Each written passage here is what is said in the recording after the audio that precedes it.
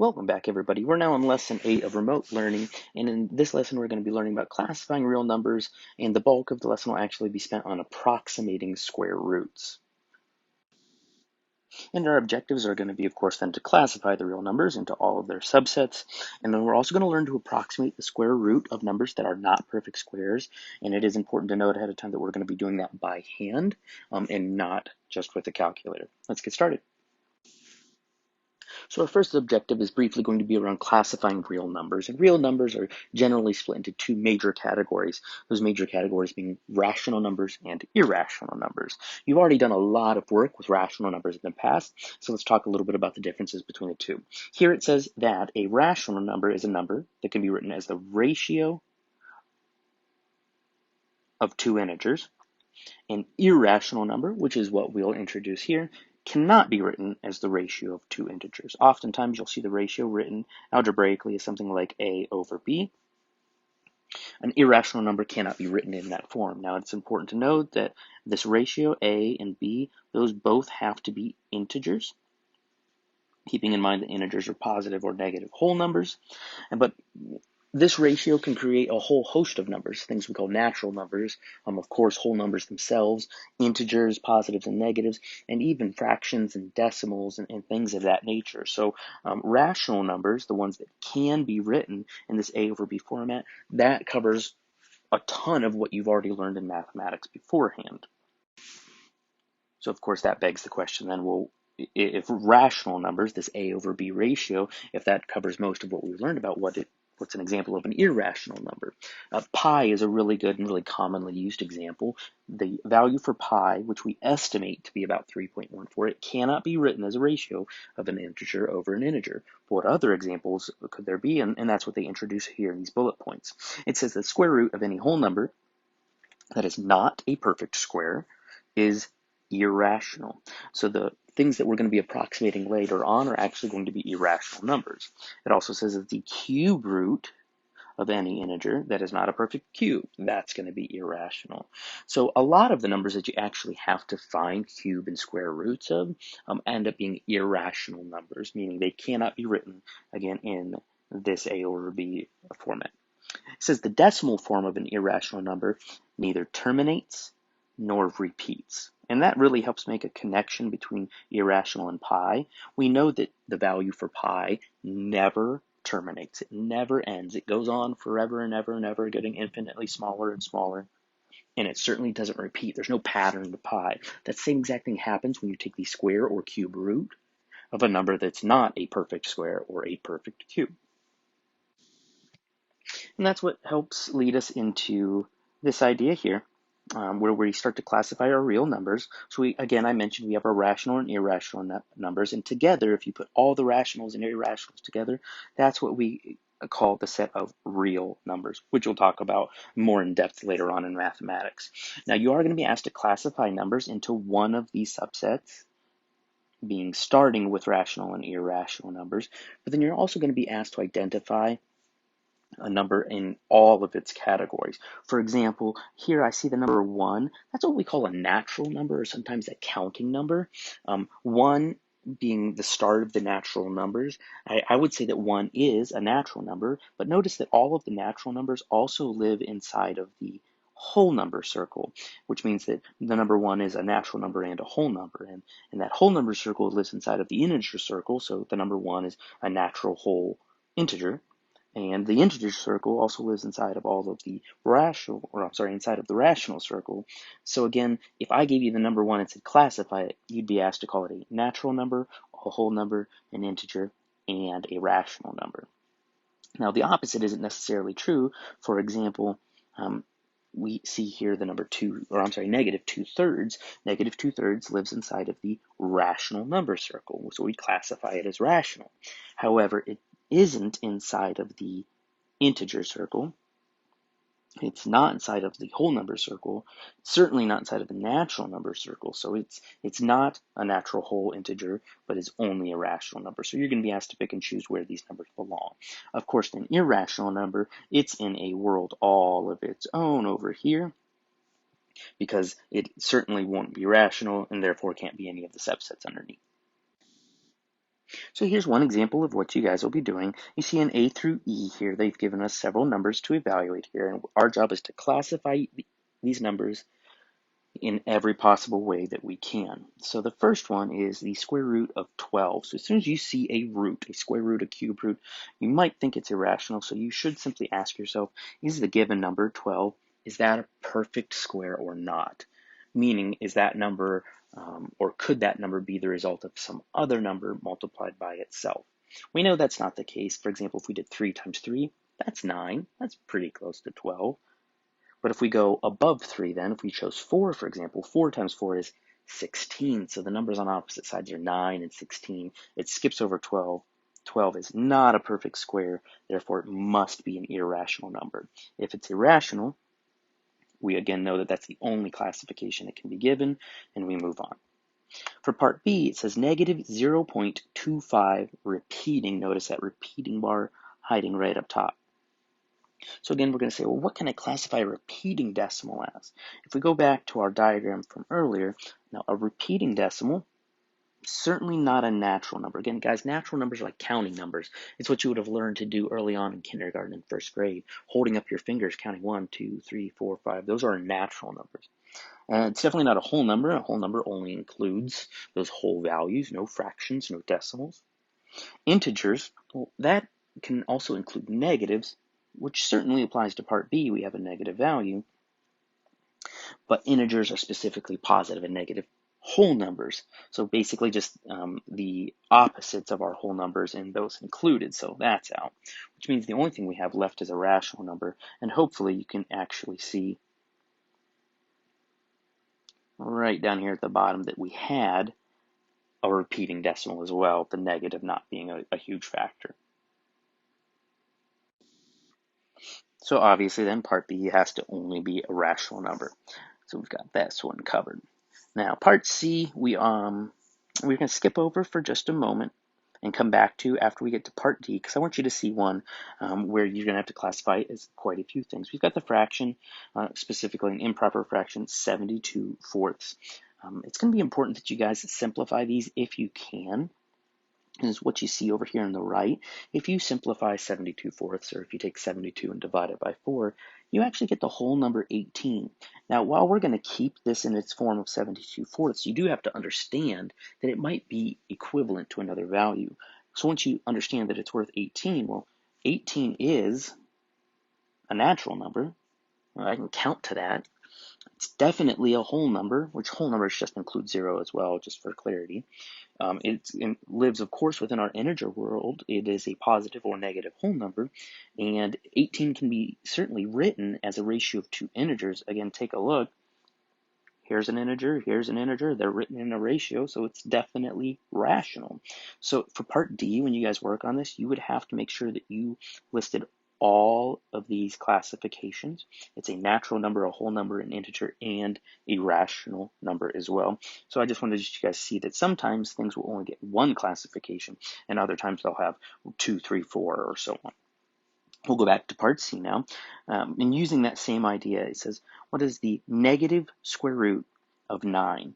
Again, you want to evaluate it first. So you'd evaluate the negative square root of 9, which is just going to be negative 3. Once you understand that that is its true value, after simplifying, of course, that'd help you guys go back to that chart again and say, oh, okay, well, negative 3 is an integer. Negative 3 could also be written as a rational number, so I would have to classify it as both. It'll likely be most helpful in this situation for you guys to go ahead and try some on your own. So if you'd like to test your understanding of classifying, go ahead and pause the video in just a moment. And then shortly after that, your answers will appear so that you can check that understanding.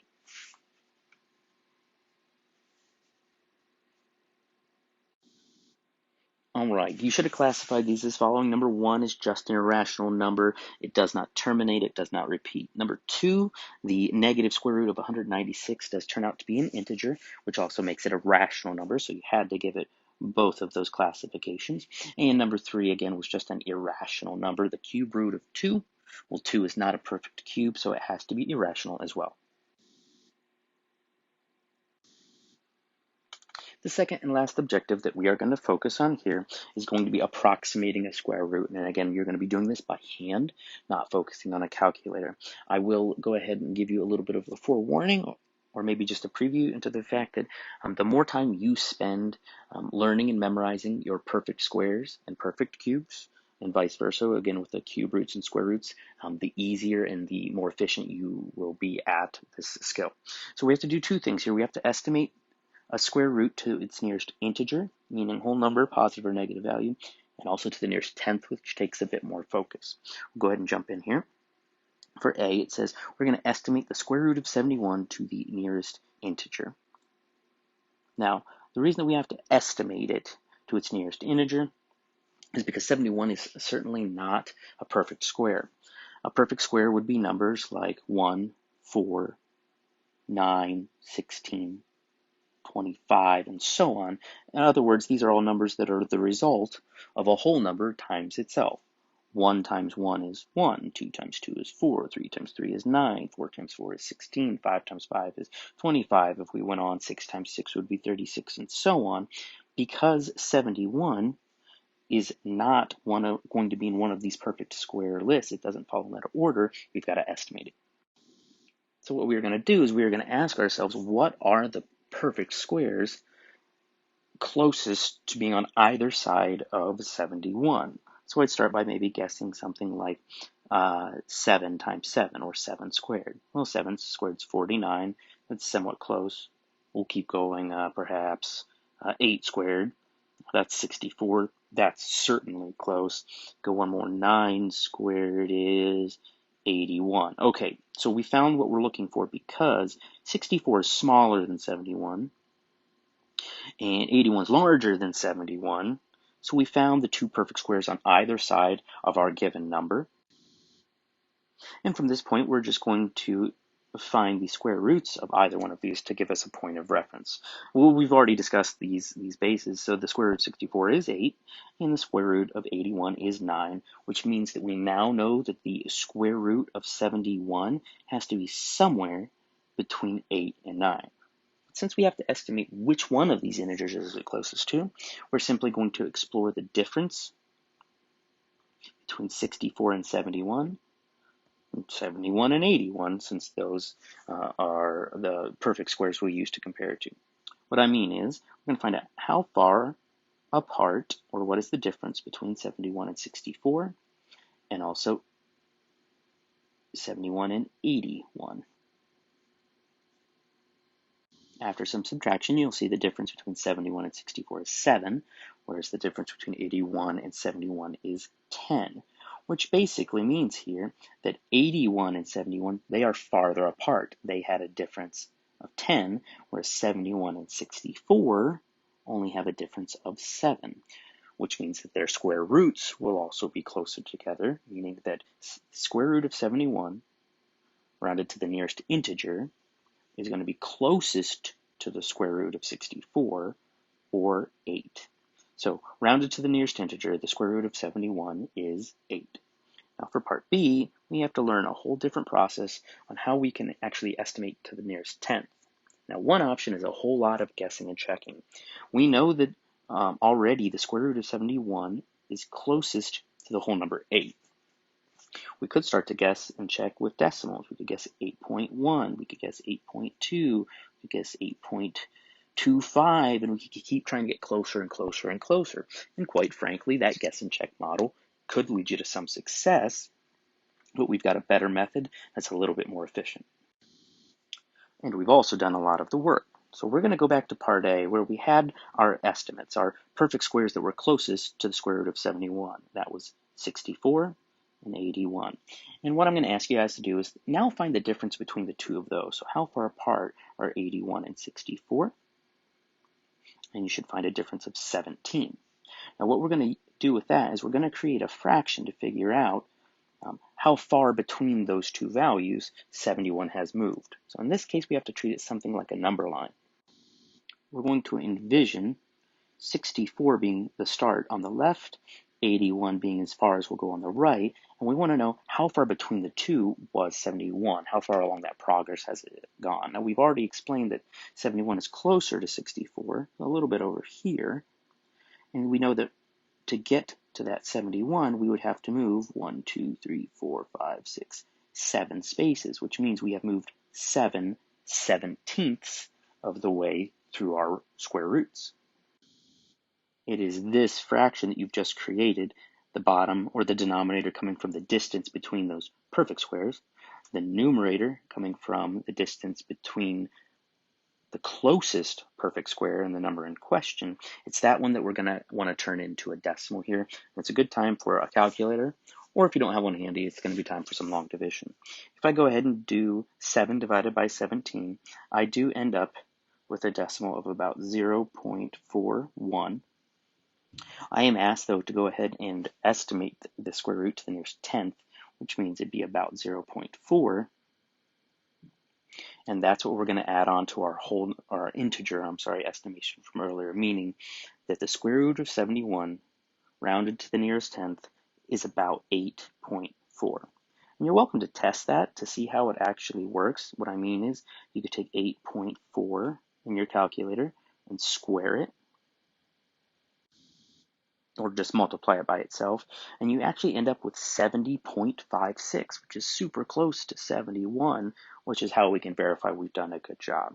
Now, you're going to want to try some of that on your own to see if that really makes sense. It definitely takes practice. Part A, a little bit more obvious. Part B, in finding our fraction here, that's going to take a little bit more experience. I'll give you a couple problems to try on your own and then see if you'll have more questions. So here are a couple for you to try on your own. Again, you have that same objective for each one. Round each to the nearest integer. Estimate to the nearest integer, and then also to the nearest tenth. If you'd like to test your understanding before you get started on your own, again, this is a good time to go ahead and pause the video, and in a few more moments, your answers will appear.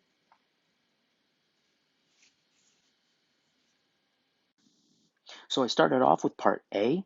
For each one, if you estimated to the nearest integer, you would have for number 4, it was 3. Number 5 was -4, number 6 was -5, and 7 was +10. If you didn't get this far, it was going to make it a little bit or extremely more difficult for you to get to part B. So go ahead and make any corrections here before you move on if you want to make sure that you're off on the right start. Next comes part B. All right, so in part B here, you can see your answers rounded to the nearest tenth. Again, you would have had to find those perfect squares, find out the difference between those, and so on. But that's going to be the part I'm going to imagine is going to take the most practice for many of you out there. There will also be extra resource videos in the lesson plan on Google Classroom. So if you need more examples, you can Google your own resources. You can use the ones that I've added in there to see if they help as well. But that is all for lesson 8, and by all, I mean there's a lot of it, so good luck with it. We had to classify real numbers and then also approximate the square root of numbers that are not perfect squares or end up being irrational numbers. As always, let me know if you guys have questions, and I will see you next time.